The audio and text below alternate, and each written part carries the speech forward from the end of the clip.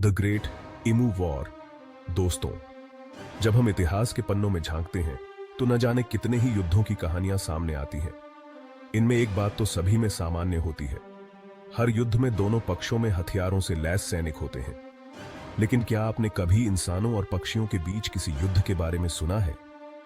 यह सुनकर शायद अजीब लगे कि ऐसा भी हो सकता है, लेकिन इतिहास में एक ऐसी ही अनोखी घटना हुई थी ऑस्ट्रेलिया में, जिसने जो भी सुनी उसे हैरान कर दिया।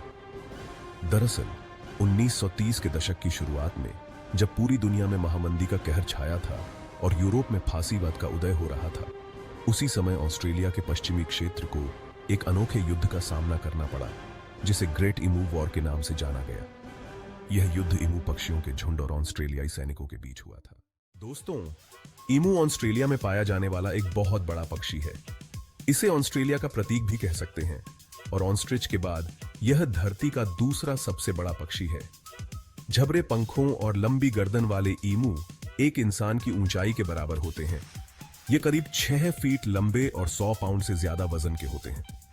ये अफ्रीकी शुतुरमुर्ग जैसे दिखते हैं, लेकिन आकार में थोड़े छोटे होते हैं और उड़ान भरने में असमर्थ हैं। आपको जानकर हैरानी होगी कि फुटबॉल जितने आकार के ये ईमू अपने मजबूत लंबे पैरों पर तेज रफ्तार से दौड़ सकते हैं। इनका लैटिन नाम ड्रोमाइस नोवा हॉलैंडिया है, जिसका अर्थ है ऑस्ट्रेलियाई धावक, क्योंकि ये संतुलन बनाए रखते हुए अपने शेष पंखों को फड़फड़ाते हुए 50 किलोमीटर प्रति घंटे की रफ्तार से दौड़ सकते हैं। आज हम इस वीडियो में इसी इमू युद्ध के बारे में बात करेंगे और समझेंगे कि आखिर ऐसा क्या हुआ कि इमू और सैनिकों के बीच युद्ध छिड़ा। इस युद्ध का कारण क्या था और इसका अंजाम क्या हुआ, चलिए जानते हैं। How did the emu war start? साल 1914 से 1918 के बीच प्रथम विश्व युद्ध में लड़ने के लिए ऑस्ट्रेलिया ने 3,30,000 से अधिक सैनिकों को भेजा था। युद्ध समाप्त होने के बाद ऑस्ट्रेलियाई सरकार ने इन लौटने वाले सैनिकों को फ्री फार्मिंग लैंड प्रदान करने के उद्देश्य से एक कार्यक्रम शुरू किया। इसके पीछे सरकार के 2 उद्देश्य थे। पहला, सैनिकों को फिर से सामान्य जीवन में वापस लाना, और दूसरा, पश्चिमी ऑस्ट्रेलिया के क्षेत्रों में कृषि को प्रोत्साहित करना। इसके लिए सरकार ने ऑस्ट्रेलिया के साउथ वेस्ट कोने में पर्थ के नॉर्थ ईस्ट क्षेत्र में करीब 90,000 हेक्टेयर यानी 2 लाख एकड़ से ज्यादा जमीन पर 48 फार्म स्थापित किए, जिसे वेस्टर्न ऑस्ट्रेलियन फार्म्स एस्टैब्लिशमेंट के रूप में जाना गया। यह एक इनलैंड क्षेत्र था, जहां पानी की उपलब्धता बेहद कम थी और इसी कारण वहां खेती करना चुनौतीपूर्ण था। जब सरकार ने यह ऑफर पूर्व सैनिकों को दिया तो अधिकतर सैनिकों ने इसे अस्वीकार कर दिया, लेकिन लगभग 5,000 लौटे सैनिकों ने सरकार की इस पेशकश को स्वीकार कर लिया और व्हीट बेल्ट में बसकर किसानों के रूप में नया जीवन शुरू किया। 1920 के दशक में वहां पहुंचे सैनिकों में से लगभग 1/3 ने इसे छोड़ दिया, जबकि जो लोग टिके रहे उन्होंने खेती में विविधता लाने के तरीकों को अपनाया। जैसे उन्होंने गेहूं की खेती की और भेड़ पालन भी शुरू किया। ऐसा उन्होंने इसलिए किया ताकि उनकी आय एक ही चीज पर निर्भर न रहे और वे बाजार में उतार चढ़ाव का सामना कर सकें।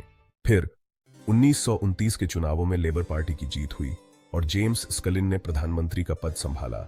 2 दिन बाद ही, यानी 25 अक्टूबर 1929 को वॉल स्ट्रीट का शेयर बाजार क्रैश हुआ, जिससे दुनिया में ग्रेट डिप्रेशन का दौर शुरू हुआ और वस्तुओं की कीमतें बुरी तरह गिर गईं। साल 1930 में प्रधानमंत्री जेम्स स्कलिन ने किसानों को ज्यादा गेहूं उगाने के लिए प्रेरित किया और उन्हें फसल के लिए न्यूनतम कीमत की गारंटी दी। सरकार ने इस उद्देश्य के लिए व्हीट मार्केटिंग बिल पेश किया और इससे प्रेरित होकर किसानों ने गेहूं उत्पादन को बढ़ाने का फैसला किया। हालांकि जून 1930 में वैश्विक स्तर पर गेहूं की कीमतों में गिरावट आई और ऑस्ट्रेलियाई सीनेट ने बिल को अस्वीकार कर दिया। इससे व्हीट बेल्ट के किसानों पर आर्थिक संकट छा गया। फिर अक्टूबर 1932 में समस्या और भी गंभीर हो गई, जब किसानों ने गेहूं की डिलीवरी करने से मना कर दिया और उनकी फसल पर एक और समस्या मंडराने लगी। विशालकाय इमू पक्षियों ने उनकी फसलें तबाह करनी शुरू कर दी। किसानों ने खेतों की रक्षा के लिए फेंसिंग भी लगाई, लेकिन ये इमू फेंसिंग को तोड़ते हुए फसलों को बर्बाद करते रहे। इन इमू पक्षियों की संख्या कोई मामूली नहीं थी, ये लगभग 20,000 के करीब थे। पानी के बिना लंबे समय तक जीवित रहने की क्षमता के कारण ये इमू सूखी और गर्म जलवायु में आराम से रहते हैं। ये सर्दियों में प्रवास करते हैं और नॉर्थ ईस्ट से साउथ वेस्ट की ओर यात्रा करते हैं, लेकिन जिस गति और दूरी से ये यात्रा करते हैं वह अप्रत्याशित है।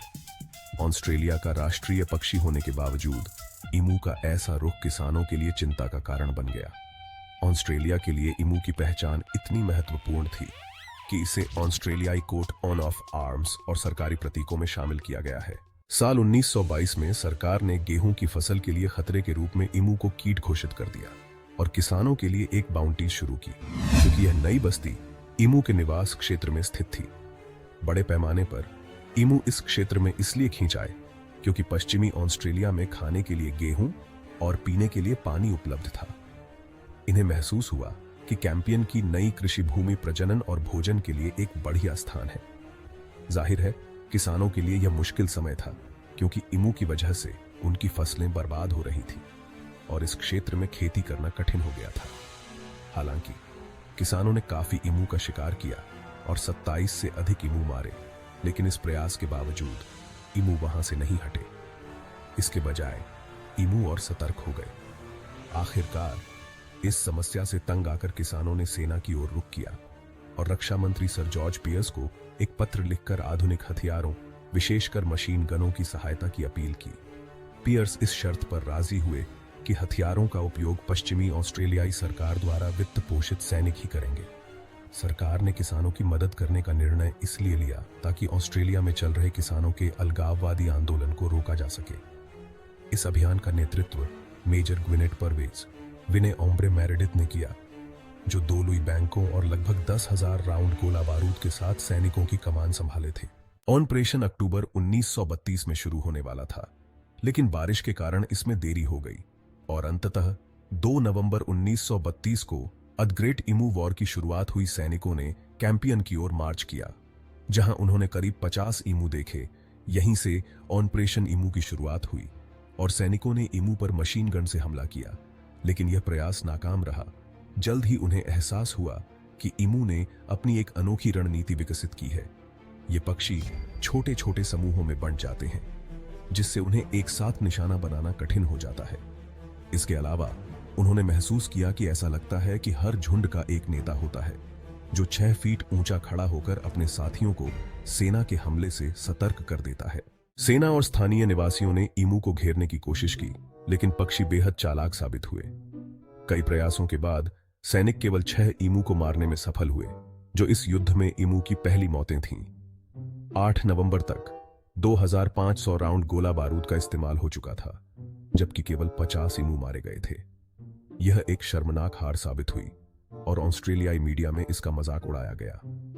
8 नवंबर को ऑस्ट्रेलियाई प्रतिनिधि सभा में इस अभियान पर चर्चा हुई और पियर्स ने सभी सैनिकों को वापस बुला लिया, जिससे पहला हमला समाप्त हुआ, जिसमें ईमू विजयी रहे। हालांकि सैनिकों की वापसी से किसान निराश हुए, लेकिन इसके बाद ईमू के हमले और तेज हो गए और वे अधिक फसलों को बर्बाद करने लगे। गर्म मौसम और सूखे की स्थिति के कारण हजारों ईमू फिर से खेतों की ओर आकर्षित हुए। इस बार पश्चिमी ऑस्ट्रेलिया के प्रधानमंत्री जेम्स मिशेल ने सैन्य सहायता का समर्थन किया। 12 नवंबर तक रक्षा मंत्री ने अभियान को पुनः शुरू करने की अनुमति दी और सीनेट में अपने निर्णय का बचाव भी किया। अनुभवी मशीन गनर की कमी के कारण मेरेडिथ को एक बार फिर अभियान की कमान सौंपी गई। 13 नवंबर 1932 को सेना ने फिर से मैदान संभाला और पहले 2 दिनों में ही लगभग 40 ईमू मारे गए, जो इस बार बड़ी सफलता थी। 2 दिसंबर तक सैनिक करीब 100 ईमू को मारने में कामयाब हुए। मेरेडिथ की रिपोर्ट के अनुसार 9800 राउंड में करीब 986 ईमू मारे गए और 2500 से अधिक घायल हुए। 23 अगस्त 1935 को कुलगा माइनर में एक लेख में बताया गया कि मशीन गन के उपयोग की कई इलाकों में आलोचना हुई थी, लेकिन यह तरीका प्रभावी साबित हुआ और जो गेहूं बचा था उसे बचाने में मदद मिली। इस घटना की खबर जैसे ही वैश्विक मीडिया में फैली, सरकार की आलोचना होने लगी। अंततः हार मानते हुए सरकार ने 10 दिसंबर को सेना को वापस बुला लिया, जिससे ईमू विद्रोह का अंत हो गया। इस युद्ध को द ग्रेट ईमू वॉर के नाम से जाना जाता है। इस अभियान के इंचार्ज मेजर मेरेडिथ ने कहा था कि अगर उनके पास ईमू पक्षियों की एक डिवीजन होती जो गोली चला सकती, तो वे किसी भी सेना का सामना कर सकते थे। अब ईमू को फिर से संरक्षित प्रजाति घोषित कर दिया गया है, लेकिन यदि वे किसी निजी संपत्ति में प्रवेश करते हैं तो उन्हें मारना गैरकानूनी नहीं है। इसी के साथ हम इस ऐतिहासिक चर्चा को यहीं विराम देते हैं।